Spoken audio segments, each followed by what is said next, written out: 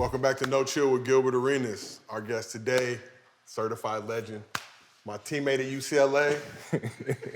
Obviously got way more minutes than me and went on to go to the league. I had to go pursue other shit, but played with 9 teams in 10 NBA seasons. Yep. Now you can catch him color commentating with the Rockets and doing his Opinionated 7-Footers podcast.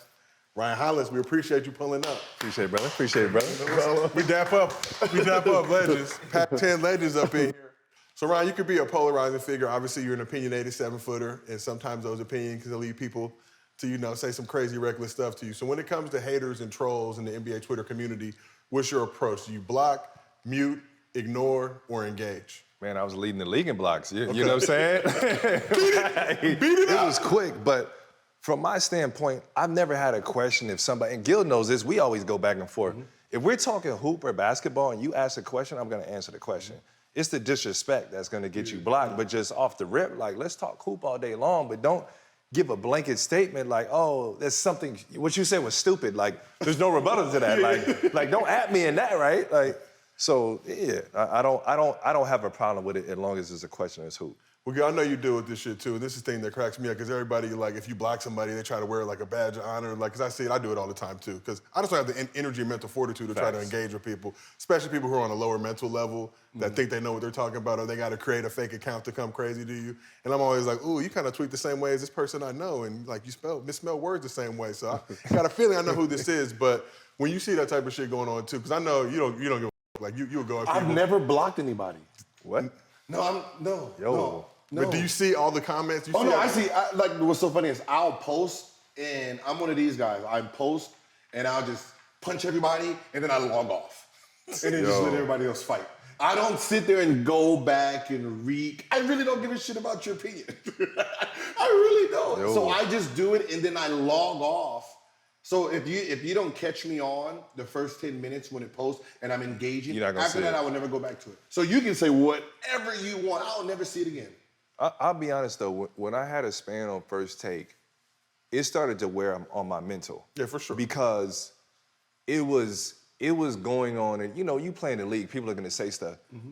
I started to see 3-4 months in a row every day, and I'm not bothered by the hoop, but like, oh, you would call me out my name, like, man, I'm gonna slap you, I'm gonna come see you. I'm like, bro, like, if I knew you, you're not gonna talk like this, but every day you open your phone, I'm seeing somebody talk reckless, so it started to wear on me after a while. Like, it's not to that same degree where it was, but just that certain energy, you see it all the time, and you don't realize what people deal with, or people see that, or like, if you talking about you're gonna slap me, like, when I see you, slap me. Mm-hmm. You know what I'm saying? But it's like, you're saying that for a response. You don't have to do that. And if you say something, we'll engage with you. If you say something smart, something intellectual, but like, my mental, I admit, like 3-4 months in a row of that was going crazy. I even think about KD, like, it's funny, people, KD shouldn't do this, KD shouldn't do that. Y'all don't know what that man's journey is like. Mm-hmm. He finally got fed up of every day having to go through that stuff and reply. So I get it. You can say, KD, don't belittle yourself. He like, man, I'm gonna have a voice. I mean, you may not agree with everything he says, but every single day at some point you're gonna come out punching, but it wears on you if you don't have that Gil approach. Like, Gil, you're unique, bro. The fact, like, Gil's a unicorn. I see you deal with shit, and I'm like, damn, I would track this motherfucker down. You just kind of whoop. But you gotta remember, it's no different than trolling. Like, you remember, like in papers, right? You gotta remember, it's 10%, 10%, 80%. 10% of people are gonna like you, 10% is not, and then you just focus on 80%. So when I was, when I'll do, how you read articles. Yeah. And then you start looking at comments. If you don't have the mind, our mind is always triggered to look for the negative ones. Right? Yes, facts. Because you gotta remember, we're athletes, so we only want to hear the good shit. Yeah. We never want to hear nothing bad. Even if they're accurate, don't say it. Yeah. Right? So we're kind of privileged in that point. So our brains, since we were little, were wired to hear only good things. We don't want to hear negative. If you don't like me and you bench me because I did something wrong, I'm trading teams. Right? I'm going to go to another team. Facts. Right? So think about most of the trades that happen in the NBA. It's never really nothing. Yeah. It's one argument that someone didn't like. You call me a name, you call me selfish, even though I don't pass the ball. I want out of this motherfucker. Yeah. So that's how our brains is wired. So when we see comments that are saying something, and it can say the dumbest shit, that's true. I don't want to hear this. Who do you think you are? And then that's the one we're going to respond back to. Right? So when it's just that, they're no different than anything else. They're controllers. Facts. They just, you got to remember, out of how many millions of peoples and billions of peoples on this earth, they want to be recognized. So the only way they can recognize is, oh, slap the shit out you. Yeah. Oh, really? And they sitting back there like, it's a 10-year-old kid, like, yeah, he commented back. And that's all he got. He commented back. I mean, I see it in real life, because I watch that stuff play out, because I kind of strategically just watch these kids. And it comes to a point, too, where I think you see it enough times, your brain just kind of gets desensitized to it. There's really not, you can wish cancer on my family, tell me you hope I die with the exclamation point where the eye's supposed to be, so you don't get the account. I mean, I've seen all that shit. But then I'll see, like, you know, yourself out here doing big things with the Rockets. You obviously being a phenomenal dude, award-winning podcast that you've let me be a part of. And you realize how bitter and angry these people are. You got to realize how jealous they are to see you on First Take. Well, I could be on First Take, too. Well, then go be on there. I could do what Josiah did. Well, go do it. What's stopping you? I'm not stopping you. So now you're on the other side of that, though. Now you're working as a color commentator. You know, you're broadcasting games. Sometimes you're going to have to be critical of guys on your team, on opposing teams. How do you deal with that now when you're rolling, you know, you got to fly on the team playing with guys, whatever it may be, and you got to do your job and point out things that they may not like? Are guys pressing you on the plane? Like, or is it respectful? How does that type of stuff play out? Man, I got to go back to one of my mentors, just not in basketball and broadcasting, Mark Jackson. So Mark always put me to the side on the court when we play up at UCLA and with hoop, and always, hey man, young fella, you got this. You can always go to Mark for wisdom. But on the broadcasting side, I watched him like, dang, Mark, you start tearing it up on that side. My first mindset for media, I wasn't to be Mark Jackson. People don't know it. It was play-by-play, like First Take and all that stuff. I just said, I want to be a jack of all trades, so I need to learn how to do everything. That means if I miss out on a job, I could go to radio, I could go to, you know, First Take, I could go to Sports Center, I could wear different hats. But I feel like Mark had a way of keeping it real, but also being honest, like from a player's mentality. So like, I never have a problem with any of our guys because they know what I'm on. They know that I want to see them do well. They know the hard work. And I just point out things like sometimes, like, if one of my guys doesn't get back on defense, I'm like, dog, you like, come on, you got to get back on defense. But for the most part, I'm going to say these guys are, like, for the Rockets, we have 18, 19-year-olds, 20 years old on the team. So I'm like, dude, what were you doing at 20 years old, 19 years? I was eating Doritos in the dorms at UCLA and chilling. And Joe knows I was crazy in college. So had braids, had all that, but you have maximum hang on the braids. For real. That was an important thing, though. You remember on the squad, we used to beef over who had the most hang. Like, I would throw my hat in the fight every once in a while, but... I was crazy, though. Yeah. I came in as a nut. Not like I wasn't crazy, like certain crazy, but I wasn't polished for college. And, Joe, you know that. You could tell that story. Yeah, like, sure. yo, for real, Gil, that's I always laugh at this. I would come in and do something wild, and I'd be like, yo, Joe, like, what are we doing? Joe was like my voice of reason, like, Hollins, chill, don't say that out loud. Like, keep that with us. But, like, we always had that vibe. So I laughed. There's that picture where LeBron goes to UCLA, and he plays, and you post that, and he's in Josiah's locker, and it's me and Josiah right there. But that's the connection we always had. Like, he'd been looking out for me for day one. And it's like, you know, to some degree, you could say me and Joe were in a position battle. We both playing 4 or 5, but he's like, nah, I'm gonna make sure you good, you know. So that's my dog. I mean, I realized early on, you know, you had like a 40-something inch version. I remember your first time in the Wooden Center pulling up. You were supposed to go to St. Louis, right? You ended up coming to UCLA, but this motherfucker doing windmills, you know, as a footer, but balance, coordinate. I'm like, well, fuck, like, shit, my day, I might as well just, you know, I'm gonna try and pass off as much knowledge as I can, because the minutes is gonna get eaten up real quick, but to see where you're at then, and that's the shit that kind of frustrates me a little bit when I see it going on in the world, because you were a high-level hooper. Like, to play in the NBA for any amount of time, and you get a lot of, you know, I don't think you get the respect that you deserve from those circles. You've seen it all, you've played with it all. They don't realize, on a team, I might take one nut in the locker room because I have everything else around them. I'm gonna take one nut in the locker room, and I'm gonna see boom or bust and see what I can get out of them. And a lot of people, they don't get that dynamic, like, well, he did this, this, and this. Bro, that's not for you. And guess what? When his time is short or up, it may be up, and you see this in every single team. So like you said, that's how you can't look up. Like, Gilbert, you had different type of money, and people don't know how smart you are. Once you realize Gilbert went from second-round pick to, I say, forget you money. You got that forget you money? I'm gonna put it like that. How you can curse? No. Fubo. We allow that.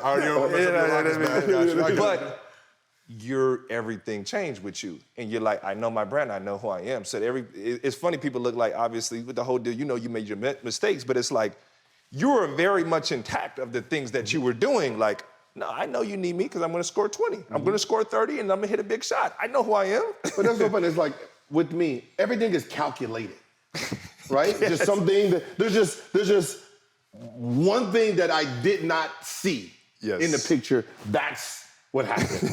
Other than that, everything I did was calculated. I was protected. I played. I never crossed the line. I mean, you just got to think about it. Like, I come there with no bullets. Hey, let me ask this, bro. You know what I mean? There's no bullet. There's no real threat. I'm not dumb. I'm stupid. I'm just not dumb. Let me ask this, bro. When did you realize you didn't calculate it? Like, dang, this one went too far. Because you were on the pod, you always knew the pranks. He was a prank. It was always, I'm gonna push the line. When did you like, dang, I didn't see this. You know what's so one. funny? This is a true story. We're at the memorial of Mr. Abe Hollins passing, right? And you know, me, Brendan, you can ask Brendan. Me, Brendan, we're all sitting there giggling, doing our giggling. We're laughing at the people who's coming. Yeah. I know we have our team. You know our team. You know Brendan can't hold water, so we're just sitting there making jokes. Brendan looks at me and says, "I feel sorry for you." He said, "Bro, your knee, the shit you do, oh, they coming for you. The wolves are coming. Your umbrella and protection is who they talking about right now. You have no protection. You better be on your best behavior, Agent Zero." And I laughed. I'm like, yo. He said, we're in December. Y'all 20-something years old. We're in December and he says it. It was a joke then. Not realizing you're right. Abe Hollins signed that contract. He wanted me to have that deal. They actually did it. Dang. Because for the business itself, them signing me after the doctor said, "We don't think his knee's gonna be the same." Remember, I had 3 surgeries in 14 months. So this knee wasn't the same. So they were telling Mr. Poland, "Hey, don't do it." They offered, I'm averaging, or the last time I averaged 30, 3-time All-Star, 3-time on NBA. They offered me $80 million. That was their offer, $80 million. Abe Poland was like, "That's my guy. He signs whatever he wants." So that money, they were like, "No, we're gonna get off of this." Dang. So it was like, so once everything went down, you know, just reading the room, reading people, like, I gotta get out of this. Yeah. See, that's what, I knew what I was up against, and I knew, like, okay, you know, you had Al Sharpton, goofy ass coming into it. He had nothing to do with this. You making comments. Like, once I started seeing the outside, like, oh, all right, okay, jail time. Let me start making my calls. Because I gotta protect myself. So now I gotta start making political calls. Who is the judge? Who do I know? Who's this kid? Do I know the judge's kids? Do I know this? Like, cause I'm not going to jail. Facts. You're not gonna get me in jail. People don't understand. It was in DC. How did I get halfway house in Virginia? They're making their moves, I'm making my own moves. You That's know what privilege, I mean? and I respect So I gotta try to figure out, like, I already lost my Adidas contract. How do I not lose this contract? So I still had to make moves anyway. I get to Orlando so I can get some of that money back through taxes. Like, so I'm still making the moves. There's just one little thing that I didn't calculate that it got me. You know, it happens. You know, it's like making I'll say it's like making a bad decision at the most important time in the game. You know what I mean? That'll cost you the championship. Turn that thing over, facts. You know what I mean? You turn it over and you're trying to solve it, it'll cost you the championship. It'll cost you everything. Golly. You know what I mean? So it was nothing, you know, Washington did. You know, they did what they had to do. You didn't know that was your guy. You didn't realize that was your guy. No, I knew that was my guy. But you didn't know everybody else wasn't your guy then. Yes. I didn't know the business still moves on. Yes. And that knee was not part of this business anymore. He was not performing to the way. You got to remember, you're only as good as if I can't use you no more, goddamn it, we got to get you on out of here. Yeah. And my little antics in the locker rooms, 90% of the time, yeah, we're not having that no more. You know, because at that time we had a young team and an old team. Yeah. You know, so it was young and old. There was no bridge players. Yeah. You know, there's no gap players. So it's like either we're gonna go young and rebuild because the old guys ain't getting it, or we're gonna have to try to fill in the gap. And at that point, it was like, all right, well, Gilbert's out. Then you see the rest of the team got traded. Facts. Don't get rid of all you motherfuckers. We're going out of here. You know what I mean? But that's the part of, you know, just when you're arrogant, you don't see those plays right there. Yeah. No hooper is like, I'm gonna be done at 30. I'm gonna be done at 32. It's like, nah, I'm playing here for a lifetime. That's real talk. Yeah. This episode of No Chill is brought to you by NordVPN. Josiah, what on earth is NordVPN? That's what I said when my friend told me to download it, but then I found out that VPN stands for Virtual Privacy Network. It's a service that protects your internet connection and privacy online. It protects your online identity by hiding your IP address and allows you to use public Wi-Fi hotspots safely. So what makes NordVPN the best VPN out there? The speed. Faster than Prime Agent Zero coming downhill on a fast break. It's the fastest VPN out there. Plus, it's easy to use. You can connect with one click or auto-connect for zero-click protection. Now that you're ready to try NordVPN, grab your exclusive NordVPN deal by going to nordvpn.com/nochill. You'll get a huge discount off your NordVPN plan, plus free threat protection, plus 1 additional month for free. It's completely risk-free with Nord's 30-day money-back guarantee. Again, the URL is nordvpn.com/nochill. And the code is, you guessed it, me, no chill. So now let's move on to your post-basketball career. Now you're working with the Rockets. Worst team in the NBA this season. I'm not hating. I mean, no, Best team when the lottery comes. But that's Best team when the lottery comes. but worst team in the league this season, but got a young crew, a lot to be excited about. Gonna have a top 5 pick. I think got like a 14% chance to get the number 1 pick, getting the Nets pick as well, I believe. What excites you about the future of this squad? Bruh, like, these young dudes, you see they're 19. You'll see a turnover. You'll see, you know, they don't want to know what to do when they're playing certain experienced guys. But the jumps they've made in the season, nobody saw coming. And I mean, every single one of the guys that hit the floor, the team was so young. I just started with Jalen Green. Jalen Green went on a run that I think a lot of the NBA missed. He scored 40 in his last game. And I watched Jalen go from shaky, trying to figure things out, to I'm gonna get you a consistent 15 points off the ball. Mm-hmm. You know it, Gil. Scoring 15 off the ball consistently is tough. Yes. Then he goes to 20. Then he goes 25. Last stretch, he starts putting up 30 balls. He starts putting up, I think he had 6 or 7 30 balls in a row. Toronto face guarded him to stop it. Like, he getting that face guard like, nah, somebody else is gonna beat you type of treatment. But Jalen Green made one of the biggest jumps that I've ever seen from any player in the NBA. And then you see how young he is. Şengün is a dog. His IQ is off the charts. Josh Christopher is one of the smartest kids with the it factor that a lot of people don't know. Josh Christopher was supposed to be bouncing back from the G League and going back and forth from playing because he wasn't slotted to get minutes. Josh worked so hard and did so well with his small amount of time, he ends up playing the entire season. It has some big games, has him a 30 ball. Mm-hmm. And then you got to understand, like we talked about, he's going to get different opportunities off the bench sparingly than Jalen or the other guys are going to get. And Josh made the most of that. You know what I'm saying? Garuba balled out. KJ Martin is different.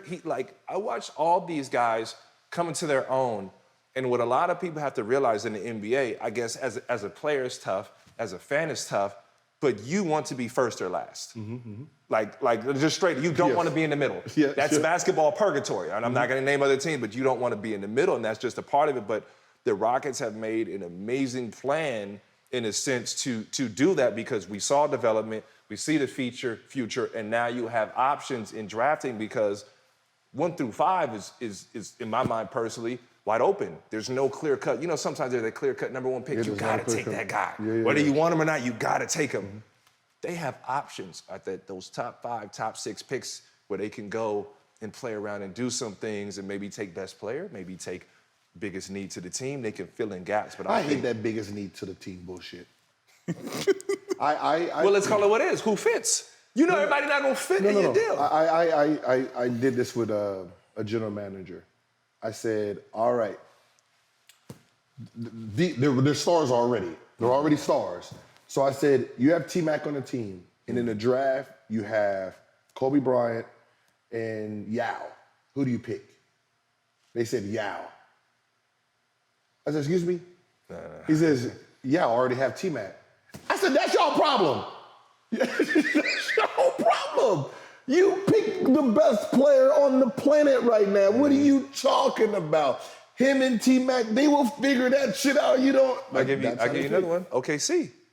You got 3 MVPs on the same team. And they probably felt like at that time, the way the NBA was played, there's not enough basketballs for all these guys. You know what I'm saying? And God bless Houston. They got James. James ends up being James. But they probably felt like if KD's the priority, and Russ is the priority, James is a dog, but how is that going to work? They didn't want to. They wanted to pay Ibaka. That's what I said. So it was Ibaka or James. Ibaka fit. You went with fit. But that's what I said. It fit. But that is a full superstar. It's a full superstar. And that's the problem. I see the problem with Houston a few years from now. You have so much young talent that they're going to be OKC. But listen, right now. What I mean is they're going to grow. Yeah. You got all that. You got to remember, they already have, you have Josh Christopher, you have Green, you have Jalen. KPJ, Shingun, Kevin Porter Jr. Kevin Porter. And Kevin is a dog. Now, and I'll say this real quick to Kevin. People understand, this was his first year, full year playing point guard. So he's young too. So that's what I'm saying. So what happens, and then you get another draft pick, all these players can get paid. Let me say this, though, if you Gil. have success. Let me say this, Gil, that me and Joe are looking at you. These are rich people problems. That's what you want. You're like... And for Tia, they got to take some of that Mastro's Landry's money Right. and pay that luxury tax. But that's what I'm saying, because what happens is you're not going to be good enough to take the luxury because they're too young still. So let's say they have a jump of battling between 9th and 8th next year. They're in the playoff. They're in that playoff, what's the name? Those guys coming up, they're damn near going to be max type of players. You can't afford that. But I'm saying rich people problems. That's a rich person problem. I have 3 guys. Let me not miss out on Harden. Or let me not, you know what I'm saying? I got 3 guys who are dogs, or 4 guys who are dogs. I got 4 dogs, okay? I just got to not mess up. But not mess up. But that's the problem. But that's the issue. That's the issue that I always see. You have 4 guys, so now what ends up happening is you got to try to neutralize one of them so you can afford them. It's the game behind the game, bro. That's the game behind the game. But you see what I'm saying? Yeah. Like if this is my team. If I have an unlimited, if there was no cap space, then everyone you play. Yeah. But now I got to handicap one of them, so I can afford them. But, James Harden, you come off the bench. He came off the bench. You got to remember, I need you to come off the bench because if you're a starter, you're maxing. You got to max him. As a 6-man, I get to pay you 6-man money. Yeah. But and that's why we talk about him, second rounder, the way he blew up. It was never supposed to happen. Never. Now you have a provision in the CBA, and that's the f***ed up part. But it helps the second rounders. But if you mess up, break bread, okay? You know what I mean? Like, you should have been a first rounder. It didn't happen, but, make sure everybody gets their bread. They're going to take their bread back. That's what I say. Hey, y'all can hate me. Hey, y'all can say I was a nut all you want. I opened up the second round pool where y'all had to now give these mugs 3-year deals. Yeah. And now you can pay them whatever they want. Did you come in on a 1-year or 2-year deal? I came on a 2. So you got paid before the first rounders. Oh yeah, no. Yeah. So when I went to Washington, and this is a think about. Now everyone talks about Washington, right? And this is why. Hold on. So let me click real quick. So the first round guys were still on their rookie deal, and you got the bag. I got the. So basically, when I got to Washington, all those players were still on. Like Richard Jefferson, everybody, they were in their 3rd year. So I was making My first year, they were 3 still. If you're a first rounder, anywhere from 3 to 1. Yeah. I was on a $9 million deal. So I was getting 9 that year. Yo. Were you flexing and stunning on these dudes? And were they jealous and bitter? Like how much bitterness, I gotta know, because I'm a first rounder and I see Gil getting the bag. Now you're tapping into a big dispute or a big fight between me and somebody right now because of that. Yo. Is this person making TikToks now still trying to? Yeah. I think I know who it is. Hell of a nigga. I don't know what you're talking about. But what I'm saying is, but think about it. You're coming to the town and you guys are in the same draft and you're on a $9 million contract now. Yeah. Big boy time. Because the guy with Bottles over here. The guy with the numbers with the bag. When you want to practice, Gil. Yeah. So now when we go to practice, I ain't passing the ball. Like I can basically. Were you salty from being like the second rounder? Salt. You know what? Like, did you take your money a little salty? Like, you gotta listen to me now. Oh, when I got the bag. Yes. Oh, you couldn't tell me nothing because you got to remember. Think about what I'm saying. We're on $300,000, $400,000. Facts. Right? We're first getting $300,000, bro. So in our minds, when we're trying to calculate, if we can make $20 million out of our career, we won. That is a win. Yeah. That is a win because you got to remember, if you look at the second round, maybe four last after 3 years. So that means only 4 of us is going to get an extra year after that. The fact that I signed $65 million, you couldn't tell me shit. What are you talking? What are you telling me? You ain't telling me nothing. Man, listen, pass the ball to who? To who? First of all, who on here make more money than me for me to pass them the ball? But that was my reasonable attitude. They used to tell stories. Brendan always talk about they dropped the play in the huddle. All right, so you get it to Gil. Gil, you get to Larry. Larry's gonna be wide open. Larry, you take the shot. Swing, Gil. Shot. Shoot it. Hey, I was always taught whoever makes the most money takes the shot. Hey, but that was my mentality. Like 65, you're just my work ethic up until that point. That's why I said when I first got there, this was the first time I got money. I can actually go to a club. You got to remember, I wasn't 21 yet, so now I got money. I can actually, like, when you poor, trust me, club is not in your future. They ain't nothing. You're talking about making $300-400. That's not club money, right? That ain't club. That bottle stings. That bottle stings. That bottle stings. No, think about it. It is club money, but it ain't club money on the people you going there with. Exactly, but you're monitoring the bottle. I can guarantee you was at the bar drinking like a Bud Light or something. Chilling. Yeah, man. With no table? With no table? No. Get a Bud Light. Like, you gotta remember, you're still richer than everybody here who got bottles, but compared to who you're with, let me get a Bud Light, man. And let me get 2 of those. Let me give me the Corona. You ain't trying to buy no bottles. Because they're gonna see you out front. Oh, you want a table? How many you want? You got how many? I can't afford this shit. So, I still feel that way. I still monitor the bottle. You're over sipping. No. Chill with that pour. No, but that's a $47 pour. But as I said, it's hard being a coach in the NBA. That joint is hard because you have someone like me who is gonna stress you the out. For real. You make $5 million, I make 10. Oh no. We have to talk about these practice times. We had to talk about these practice. I had a conversation with Eddie Jordan, and this is we're in Miami, and we have shoot around. I want to know the history of shoot around. Why are we having shoot arounds? Like, I think shoot arounds is just dumb.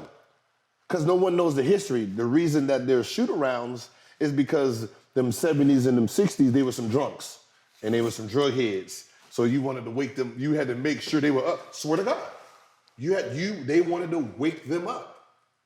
And that's why they have that shoot around. Think about shoot around today. I'm getting you up at 11 o'clock in the morning to go over a game plan that's at 7 p.m. Are these 19-year-old kids processing that information? No. They're not processing none of that. They're not gonna remember if we bluing or whiting or blacking from something we went over at 11 because they have sleep still, because they was out last night. What is the point of this? Iverson showed the world the truth. But Gil, I gotta stop. I gotta stop. We We gotta come here though. All right, go ahead. He showed us the truth. Partied all night, slept all day, had all the energy in the world to play in that game. Facts. But my point is though, Gil, there's only so many Agent Zeros, so many Iversons. The rest of the Ryan Hollinses had to wake up, nutrition, get in there early, run up and down, get a good lather, go over the game plan. Like, I couldn't tell Eddie Jordan, nah, I'm not swinging, I'm taking the shit. Like, I had to swing the ball and run the plays. Okay, but look, what did you get out of it at 11 o'clock? Rhythm, Nothing. routine, You didn't get discipline. You didn't get I mean, nothing. don't get me wrong. I had it. So when I played for Doc Rivers, Doc is like, yo, meet at the plane. We're not practicing, or like, hey, see you at the game. You know, hey, or we get in early. We'll get 7 o'clock game, 3:30, 4:30 shoot around. And we just walk through and go do our deal. Doc showed me like, you don't listen. But I think for a younger team, you gotta have that. But that is Playoffs, you gotta have that. But no, the 3 o'clock, gotta remember, I need you guys to understand the information. I'm giving you the information at 10, 11 o'clock, and you just finished partying all night. But what I'm saying is, are you gonna process that information? But here, a veteran team is different than a young team. A young team, I got to tell them over, and I may have to go back and simplify that information.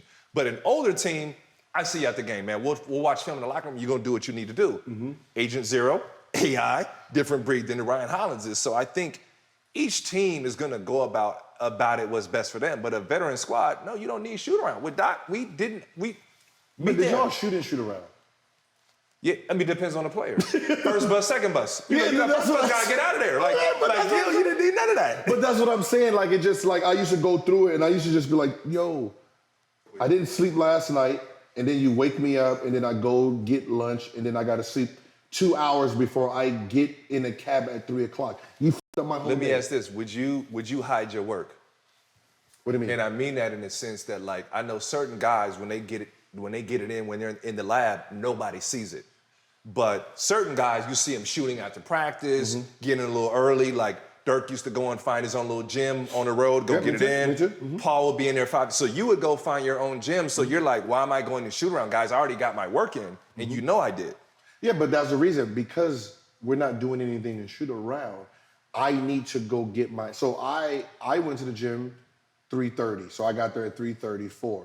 The reason I'm not hiding my work, everyone knows, yo, I'm gonna be there, so don't wait for me. Don't wait for me. Yeah. Is because I wanted to get in. 7:30 game, you're at the gym at 3:30. Yes. So that's what I'm saying, like. Because I wanted to get there and get my I need to go through my routine. Yeah. You gotta remember, I want to go through my routine before the first bus comes and all the kids who gotta train before. Because you gotta remember, I was one of those kids who had to be at the gym running up and down. So I gotta get in before them, because if they're there, then after that it's the first bus, and then where am I gonna get my quality shot? I just don't want that to be confused, because so many people may take no shoot around as you're saying, don't get your work in, but you're like, no, you guys are actually taking away from my routine, because I plan on coming back here in the next 2 hours. Yes, I gotta be back in 2 hours. I gotta be back in 2 hours. So I would rather have slept all the way until that time. I would have been more rested. Facts. Right? You know, now I gotta sit there and drink. But when I used to watch shoot-arounds, I'm like, how many shots? You only got like 20, 30 shots. Like,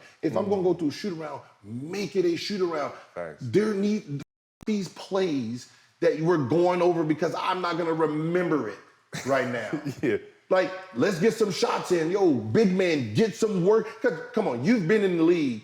You've been on teams where whatever you did in practice, that's all they did. Yeah. That's all they did. Now, if I'm the number 1 option, you're the number 4 option, and you're only doing enough in practice, why am I going to give you the ball? You're the 4th option. You're not even trying to be the 3rd or the 2nd option. And that's what I figured out early. I realized that they only practice during practice time. So if I want to catch someone, I gotta come up with this schedule, and Chris Mullen helped me with that. And so now I'm practicing 2 hours before practice. I'm practicing, then I'm gonna shoot after, and then I'm gonna come back later on, get some more work in, and then eventually I'm just catching. So when it was time for me to say, "Yo, Gil, get in," I'm damn near a veteran. You're ready. I'm damn near a veteran now because I done put in so many hours. Because in practice, think about a team practice. What is a team practice? Like, you think James Harden what do you think he's doing in team practice? What do you think Curry's doing in team practice? We know where the ball's going. So how are you, and that's what I never understood about I need to get you better. If I break someone down and give you the ball 10 times and you miss 10 threes, did I not get you better? Did I not put you in an opportunity? But if you've been working on your shot individually, now when I make those 10 passes and you make 6 of them, you have added to the value of this team. Everything should be individually worked. And that's what I look at. It's individual work. Work on your individual skills to help. You're saying we don't need that much team time if everybody's putting their work, because a lot of people, I think, you don't always see the superstars work. Like I said, Right, I remember I thought I was gonna get in the gym early, and in Boston, and like we got in like 2, 3 a.m. or whatever. I'm gonna get my work in. We got in late. Normally you get there maybe 11 and 12 a little later. So I'm gonna get to the gym by like 6, 7 a.m. I go and get in the gym, and I'm walking in. I'm seeing somebody's already in there getting their work. Paul is in there since 4:35 a.m. And we got in at 2 or 3 last night. And getting his work in and shooting, but every time we're at practice, I see Paul kind of chilling, he's stretching. I'm like, Paul is lazy, bro. But now I sneak in at 5 a.m., Paul is in there working, grinding, going over the setback, going over the, his moves, and I'm like, oh, that's what it is. That's where he's been. And that's his practice. His practice is not that 11 to 12:30 because that's a team practice. What are we doing? We're just going over a couple plays that's going to come to me anyway, goddammit. And we're going to, that's not our practice. So, and that's what I was taught, and that's what I watched. Like, I'm looking at, how is this? This is a different game. Yeah, college was this was a game. This is a different game. How do you get better? And I had to find, and that's the secret that nobody pays attention to. That's the secret that nobody knows. The superstar when Allen Iverson was like, we're talking about practice? Because that's not his practice. You really think this man didn't practice playing that good? Yes, he just didn't let you know what his actual time was. Like, you remember Kobe talking about, I get up at 4 o'clock, I fly, I practice between this, and then I go back to take my kids. That was his actual practice. That was his one-on-one individual working on his game practice. That team shit, that's just, I gotta be here. I gotta be here. You know what I mean? I don't wanna be here, but I gotta be here because we gotta go through, we might have to put in a new set for somebody else that I'm not gonna pass the ball to. Like, it was a waste of time when I said, we're gonna put in this new 5 down. Stop it, man. Stop it, man. What do you mean a new, like, we're gonna, like, do what with it? Like, we're gonna, the 2-man, you know the 5 down the hole, you go dribble to the side and we're gonna curl the big man, brush him, and then we're gonna dump it into the big man. Come on, man. Don't bring me in that deal. Come on, Brendan don't want that ball. Come on, Brendan, come on here and set on the screen, man. I give you a little bounce pass, you a little hook. Brendan used to, like, so every time Coach did 5 down, I used to look at Brendan like, I do not want to pass you the ball. So, you got to be the worst teammate. No. Tell Brendan I'm not giving you the ball. This is why. You would tell Brendan I'm not bringing it to you. Because I had this issue. Look, our offense was a team offense. Right? It's a team offense. Did y'all run that Princeton back door? It wasn't, so I didn't have the traditional point guard role. So my assists really only came from Antoine Jameson. It only came from Antoine Jameson on, like, he passes it, he fakes up in flare, and he gets to shoot that. So if I throw it to the big man, get out of the way, pound it, he scores. I'm like, shit! Brendan got 20 points. I got 0 assists from that moment right there. And that was my issue. Like, because, back then, it's like I'm the point guard, but I'm not today's point. I'm the one who's breaking it down. Yes. So my 5... Well, Princeton, you pass and cut. So I'm pass. So I wasn't the dribbler. It's pass, cut, backdoor, flare, post up. So by the time you got it back, no, but so as an individual, I got 4 to 6 assists. Yeah. As a team, we're at the 25 mark. Yeah. You know what I mean? You know what I mean? So there was no Chris Paul style.